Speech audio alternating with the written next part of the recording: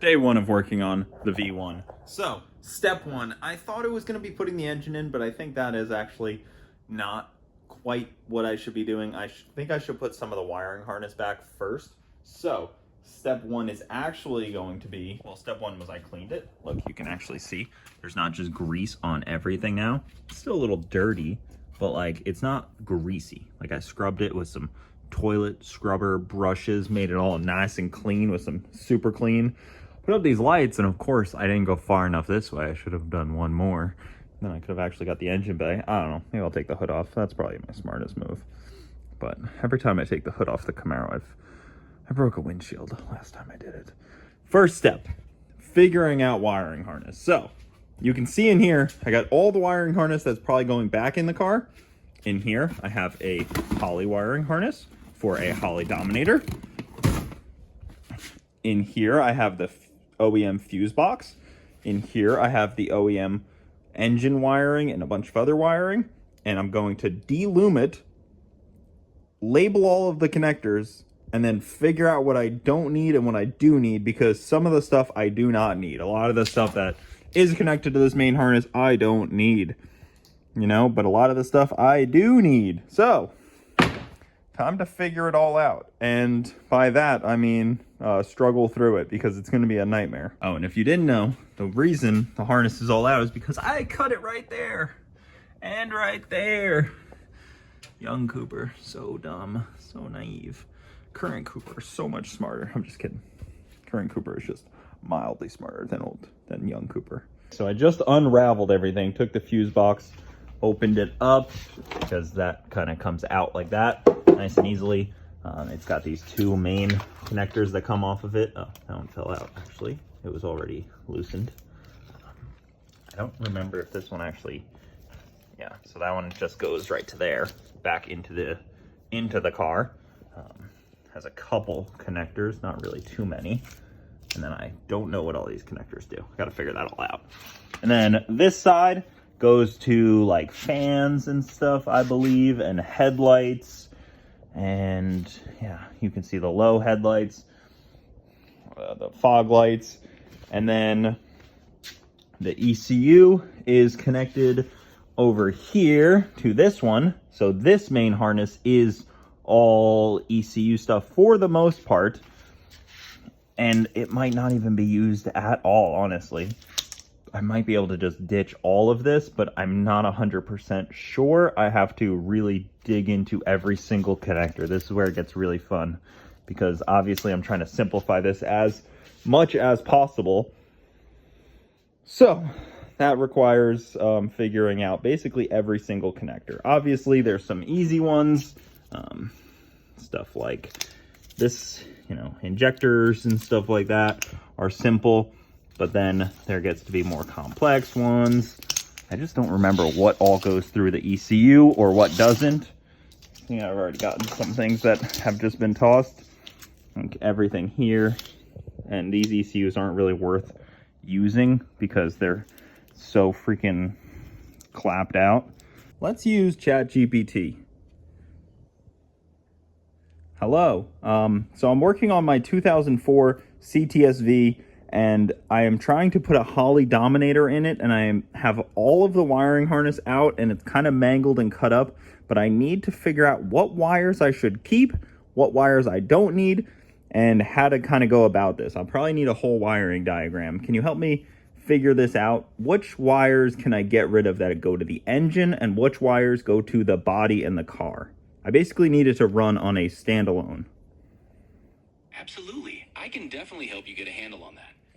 Putting a Holley Dominator in a 2004 CTS-V and figuring out which wiring you actually need is a pretty common challenge. The good news is the Dominator is definitely set up to run as a standalone, so you can absolutely get rid of a lot of the old harness that you don't need anymore.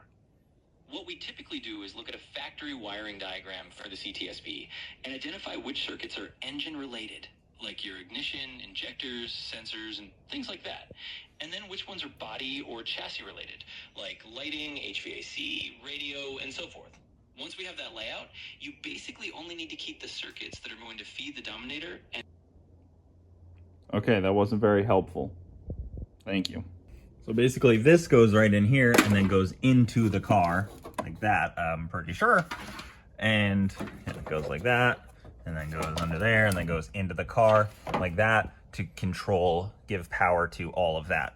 And then obviously, you know, power goes into here, and I'll figure out how to key on ignition to key on the whole fuse box so that everything works at the same time.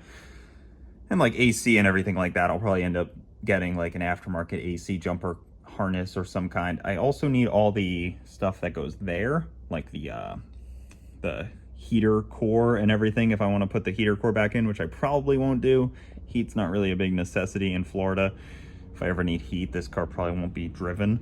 But AC, wipers, headlights, taillights, blinkers, no windshield wiper fluid. I'm just going to ditch that. I'll have to live without my windshield wiper fluid sprayers for my headlights.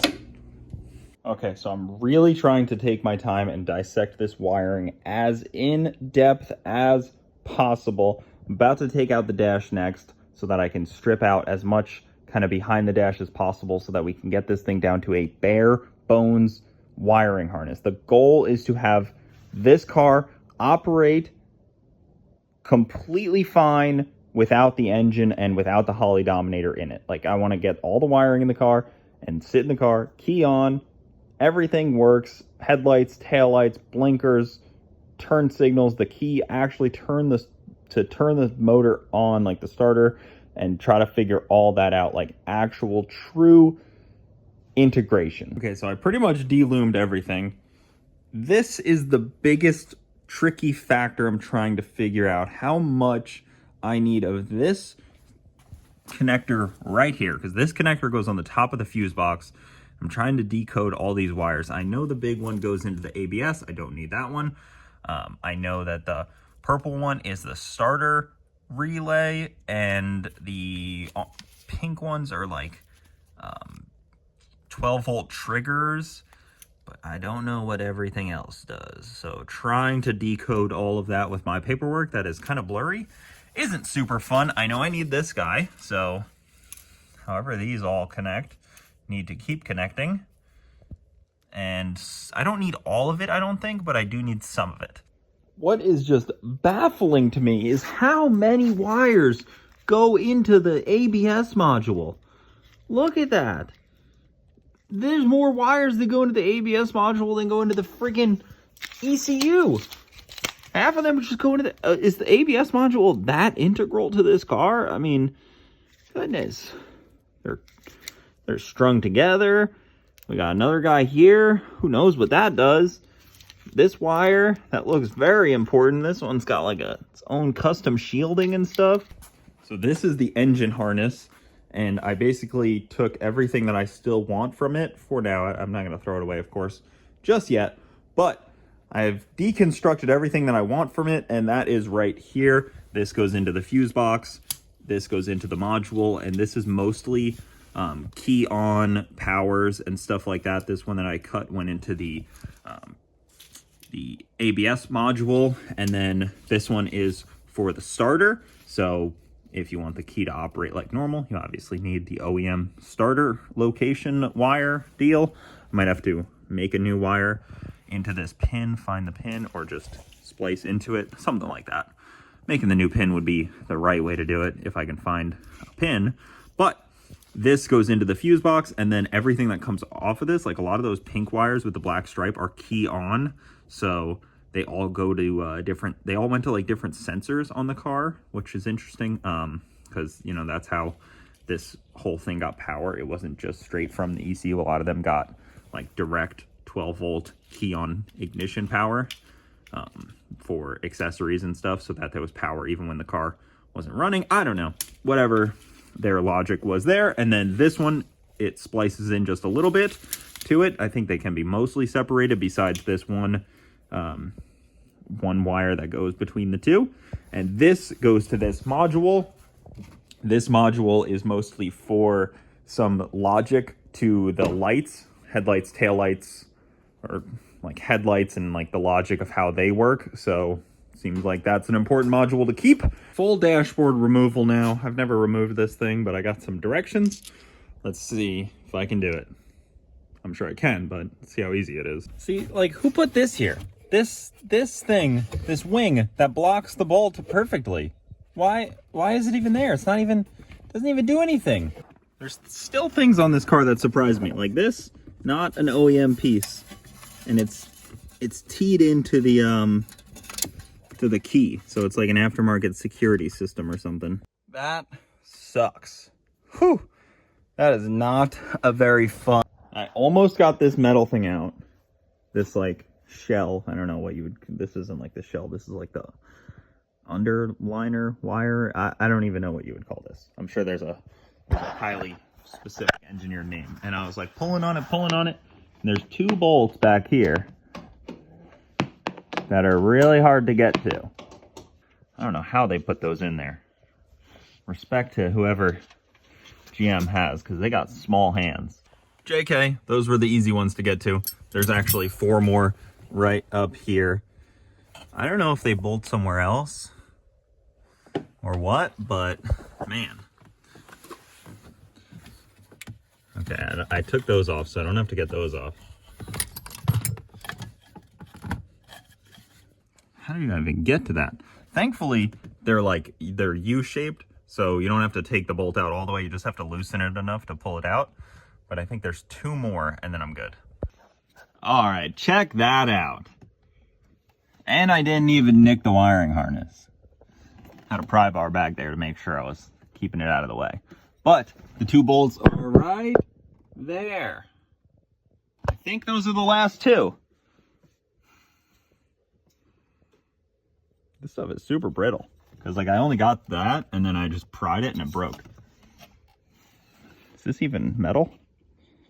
Might be plastic, some of it. Sounds like metal. No, I really didn't think I would have to take it down this far, but here we are. Let's see what's in the car still.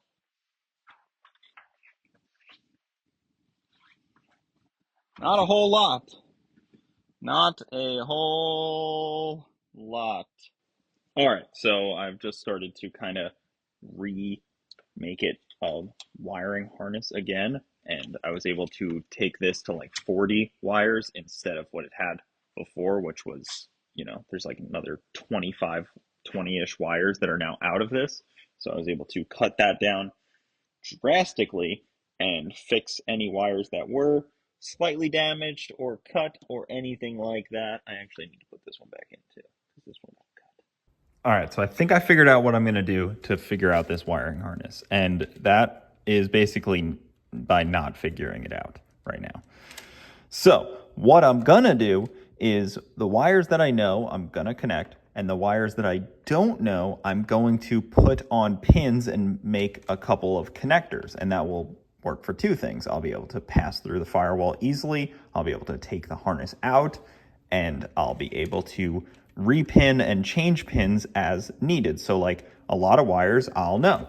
It's, you know, there's some that are like just one, you know, like there's just this one green one.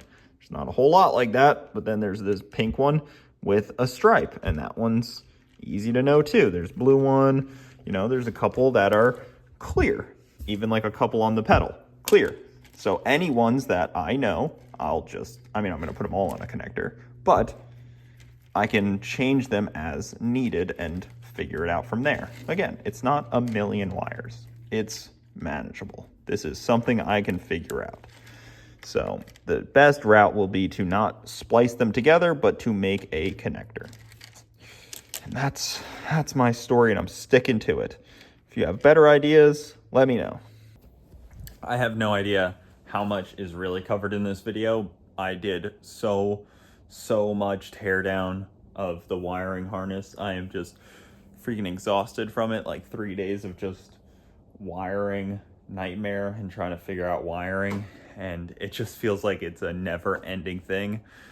Got parts ordered, tons of things on the way.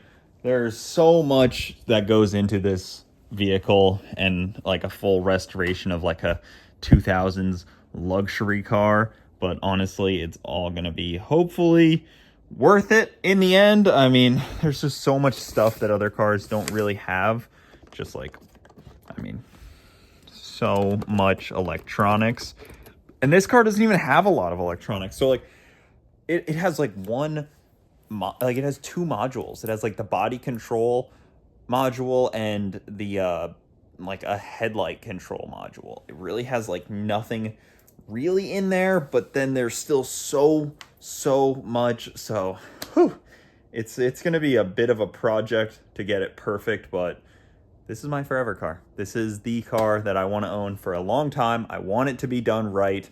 I've done things wrong on both the Camaro, the Mustang, the 240, and I hopefully have learned from all those. Maybe, I don't know. We'll see. And hopefully this thing will all operate the way that GM intended it. If not, better. Would be awesome. I have parts scattered everywhere.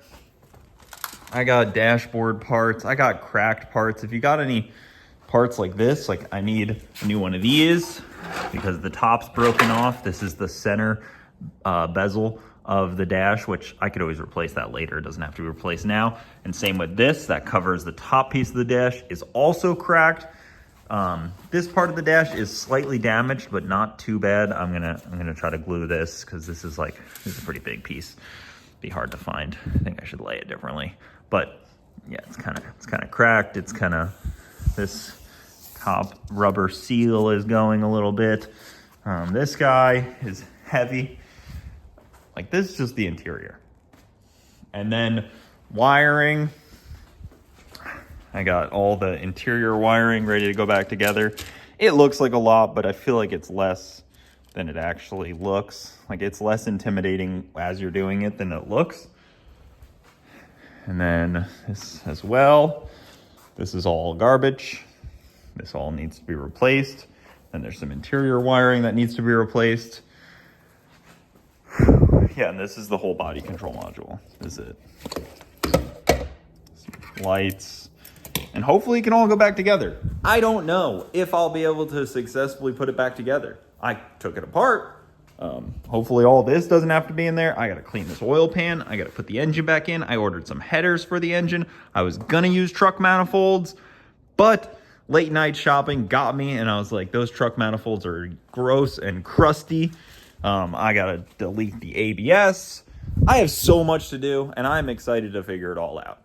Follow along for more because this is a fun, budget, cheap build, and we'll see how it works out. Restoration of a 2004 CTS-V.